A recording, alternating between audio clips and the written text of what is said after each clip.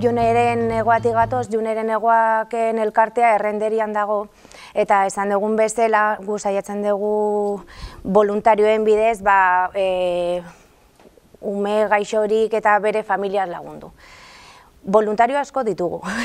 Ditugu 70 voluntario gutxi gora bera, baina zintxotasunez joko baldin behar badegu, 15 voluntario ditugu, 15 edo 20 dira egunero egiten ditugun gauzak. Besteak baietotzen dira eventuetara edo parte hartzen dute beste gauza batzuetara, baina zaila da, eta uste denok gaudela berdinean, zaila da voluntarioak erakartzea, hori da.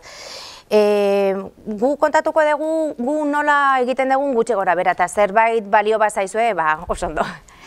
Egiten duguna gu, gure printzipioak bolondresei buruz dira, gu zaintzen ditugu gure voluntarioak, fomentatzen dugu bere partairetza eta baita ere eskatzen diegu konfidentzialtasun puntu hori, oso importantea da. Horretarako gu ze zaintzen dugu gure mezuak, beraiekin komunikatzerako orduan, gure mezuak dira oso zaindutak. Esan nahi dugu, dira mezu konkretuak, mezu goxoak, mezu guztietan eskertzen da beraien lana, mezu, segunda ze mezuak erakusten die beraien lana ze balore handia izan duen, eskertzen dugu, hori gu ikusi dugu, denbora pasatzerakoan oso importantea dela. Oso importantea da, beraia jakitea egiten dutena oso importantea dela. Berdin dugu ospitalera joan, berdin dugu evento batera joan, zeren azkenean, Juneren Egoaken daukagun helburua horrekin lortzen dugu, ez? Nola egiten dugu? Gu egiten dugu, adibidez, harrera, voluntarioen harrera. Egiten dugu klima goxo batean. Gelditzen gara 2 hilabetero. Eta ditugun voluntario izan nahi dituzten bolondrez berriak etortzen dira.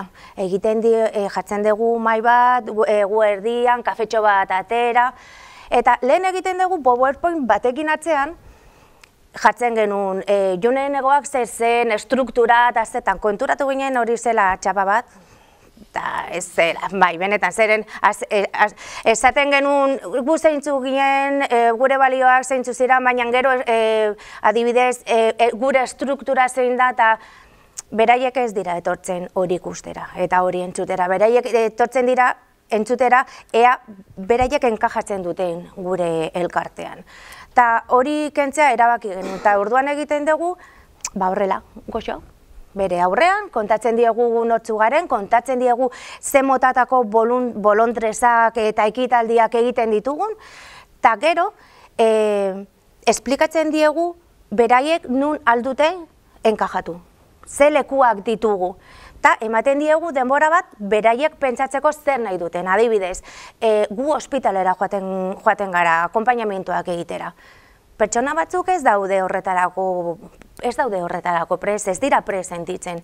Baina nagian bai evento batera joateko bai, edo oso importantea da ere bai elkarte bateko paperak eraman, ezke dena importantea da, dena garrantzitsua da. Eta orduan, usten dugu espazio bat, beraiek ikusteko ea, nun nahi duten enkajatu. Hori alde batetik. Hori harrerari buruz. Gero, bolondrezak zertarako ez erabili, zertarako gaude Juneren Egoaken. Egiten ditugu eventuak, ospitalera joaten gara, eta gero gure barruko antolaketa egiteko baita ere, denak gara voluntarioak Juneren Egoaken.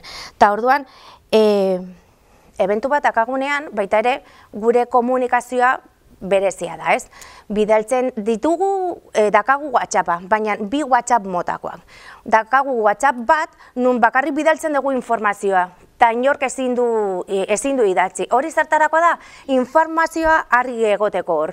Zeren azten bagara, ez egunean da, ondo iruditzen zait, informazioa galtzen da, eta dakagu orduan.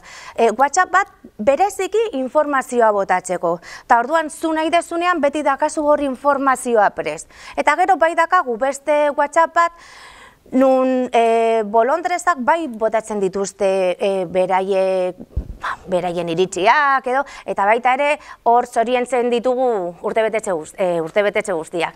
Da txorakeri bat, baina beraiei gustatzen zaie, bueno, denoi gustatzen zaigu. Horregatik, bi kanale hori erabiltzen ditugu.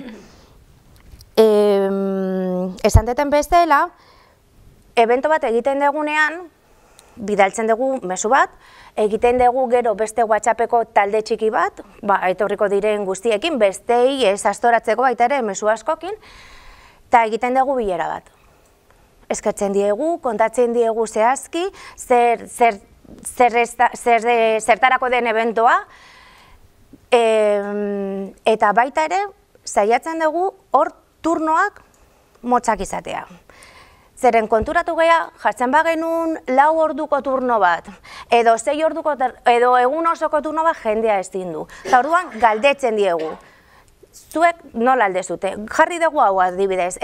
Goizean 10:00-tik 12:00 eta arratsaldez, agian pertsona bat esaten dizu, eske ni bakarrik aldeet hortua joan, baina eske jo nahi dut.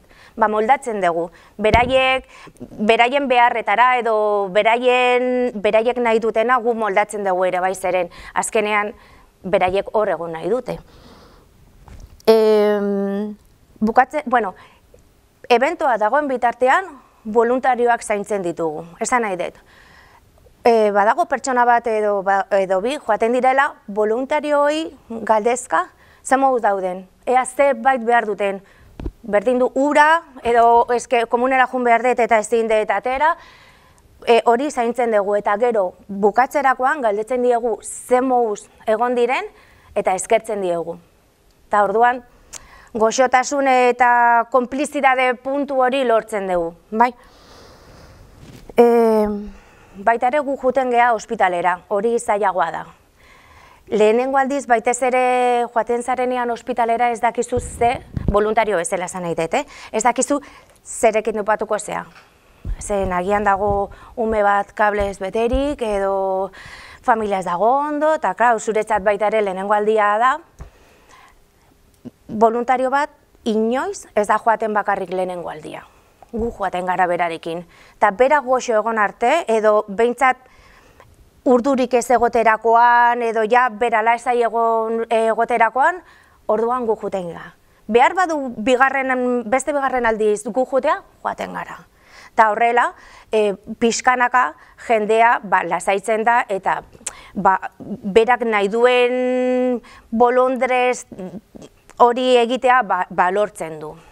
Eta baita ere, sentitzen dira arropatuta bezalakoa. Claro, eske hori oso importantea da.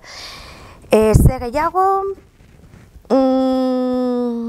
gero baditugu, barruko antolaketako beste bolondrez batzuk. Hoiek normalean gu gara. Barrukoak dira gara betikoak, baina ere bai esaten diegu beti lan hori oso importantea dela.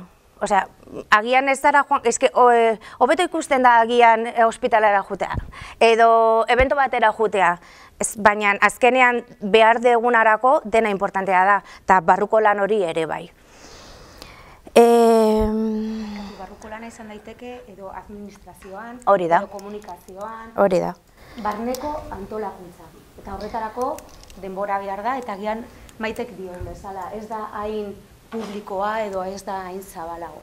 Ez, hori da, hori oso ondo. Ez, primeran, beste aldetik, normalean urtean behin edo saiatzen gara bitan formakuntza ematen dugu. Edo, bueno, formakuntzara joaten gara, zeren guk ere bai jasotzen dugu. Formakuntza jasotzen dugu, gu voluntario bezalak nola zaindu behar garen adibidez informazioa jasotzen dugu. Noiz baita etorri da, nola ditzen da? Izaskun Andonegi, zeren, bai, bidegi. Konturatu ginen, batez ere, hasieran joaten ginen ospitalera, eta ni adibidez ospitaleko voluntarioa naiz, ez? Joaten zinen ospitalera, eta gero joaten zinen etxera, osea, triste, negarrez, ez genekien ume horrekin zer gertatuko zen, eta sentimentu guzti horiek gu ez degenekin nola moldatu. Eta esan genuen, eske formakuntza bat edo laguntza behar dugu. Eta horri buruz izan ditugu formakuntza 3 aldiz edo. Eta baita ere, gero egin dugu beste formakuntza bat, gure artean, Junera enegoak taldearen artean, nola komunikatu gure artean arazorik ez izateko. Zeren batzutan, adibidez, WhatsAppen bidez zu jartzen dezu zerbait. Baina zu badakizu zure doinua zein den, eta bestea doinu hori ez du hartzen. Eta azten dira ez, haserreak edo... Eta baita ere egin dugu formakuntza bat horretarako. Eta biltzen gara urtean bitan ere bai, gure artean egoteko, bolonderez berriak ere bai ezagutzeko, zeren esaten diegu berriak esaterakoan, etor zaitezte. Osea, etorri zeren, lehenengo egunean denak ez ezagunak izango dira zuretzat, baina gero ja ez. Ezagutuko dituzu 2. Eta bestean ezagutizu beste 3. Eta gero etorriko zara eta goxo egongo zea. Hori bai. Eta gero, bueno, saiatu ginen. Baita ere esan behar da edo azpimarratu nahi dugu formakuntza horietara berdinok joten garela. Ia berdinok. Orduan, ze zaila da erakartzea edo bertaratzea normalki gure artean ez daudenak. Eske, itxaron, beste gauza bat esango dut. Egia da, voluntario batzuk etortzen dira eta pentsatzen dute ja harrera egiteagatik eta ja voluntario bat zarela, eta ez da. Harrera egiterakoan oso ondo esplikatu behar da zer den voluntario bat izatea, konpromisua. Eta konpromisoaren aldetik jendea hor ibiltzen da pixkat horrela. Gero anekdota bestela, pentsatu genuen voluntarioei gabonetan opari bat egitea. Urte batean, egutegi bat, gure egutegi, beste urte batean libururen bat, jendea ez datortzen oparien bila. Ere bai, gure umekin, egin genuen tximeleta bat, eta jendea ez datortzen, osea, hori ez da, beraientzat hori ez da importantea, balio bat zaizue. Eta orain pasatuko zaituzte berarekin. Behar ditut voluntarioak ez dakit hemen badaude, ez da? Venga, bi behar ditut. 5 minututan egin behar dugu, venga, mesede. Venga, bai, atera, oso ondo. Oso ondo, Nerea. A ber, Nerea eta Asier. Zu izango zara igorlea, elebisor, eta zu izango zara hartzailea. Hori da funtsezko gauza bat, ez da? Komunikazioan, igorle badago, mezua, kanala eta hartzailea. Bai? Venga. Hauek izango dira kanalak. Urduri pixka nago, baina ez da nabaritzen eserrez. Eserrez. Hartu. Ez, hartu hemen, ze kanal asko daude.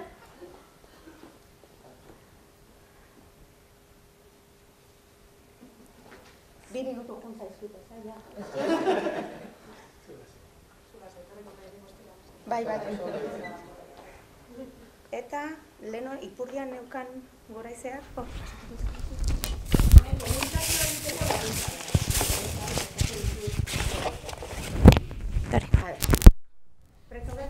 Bai, oso ariketa azkarra. Eta harina, eta... Ez dut jantziko. Bandi jantziko dut orduan. Hau da, bidali nahi deten mezua, bale? Orduan. Maitek oso ondo aipatu du, normalean egiten degula komunikazioa gure artean, Telegram, WhatsAppa, eta denok dakigu ze arazo dauden, WhatsAppa, eta Telegram, eta bide guzti hori. A ber, ze arazo daude, venga. Hoxe, tonua ez dala ikusten. Oso. Gaur nola altxatu zara? Nekatuta, triste, pozik, energiarekin? Energiarekin. Orduan ez dizu moztuko. Ni gaur oso gau txarra pasadet, eta nekatuta nago, eta ez dakit nola idatziko ditudan gaurko mezuak. Agian, nola nekatuta nagoen, agian mala letxipizkatakerako zait. Orduan, beste kanal bat mozten dela. Bai. Nik honekin esan nahi dizuet edo azpimarratuko nuke zenolako zarata dagoen komunikazioan. Ze komunikazioa ez da, ez dakit nola esango nuke, hola, ez dijoa como un tiro. Osea, nik zerbait esan nahi dut, zerbait esan nahi dizut zuri, eta nik pentsatzen dut, hor zuzenean, edo tita batean heltzen dela, ba ez. Eta badaude elementu batzuk guk ezin ditugula kontrolatu momentu batean. Osea, gure sentimentuak, nola gauden, zenolako arazoak ditugun eta batzutan ez ditugula nabaritzen, hori ere neurtu behar da eta hori kontutan izan behar dugu beste bati mezuak bidaltzeko. Bai, hori aurrez aurreko komunikazioan oso erraz ikusten da. Ze ni horrela baldin banago eta zuk hitz egiten baldin bazaude, zer nabaritzen duzu, kaso egiten dizula? Baina, pixkat, gerturatzen baldin banaiz, zer nabaritzen duzu? Bueno, agian ez zaude gustora nerekin, baina... Gerturatu zarela. Gerturatu zarela, eta hor komunikazioa asko zerrezago egingo degula. Bai, venga, beste zarataren bat, que estoy aquí zer gehiago. Zuen artean komunikatzen edo komunikatu nahi dezutenean Telegram edo WhatsAppen bidez nola ikusten dezute. Ze oso erraza da esatea, jo, estamos superkomunikauz. Baina WhatsAppak ez du komunikatzen. Kopuru masiboak errepikakoa. Eta zer gertatzen da, irakurtzen desunean, azkar-azkar. Ba, gaizki ulertu da. Begiratzen bat, geratzen zaizkigun. Oso gutxi ja geratzen dira komunikazioa mantentzeko.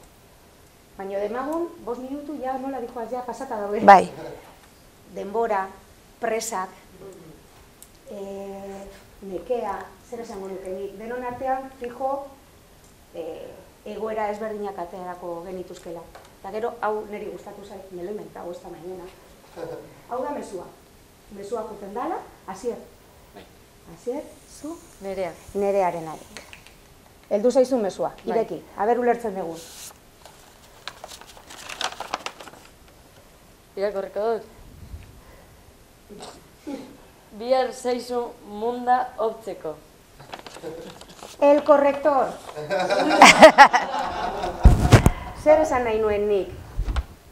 Behar zaitut mundua hobetzeko. Hori da. Ya está. Hala.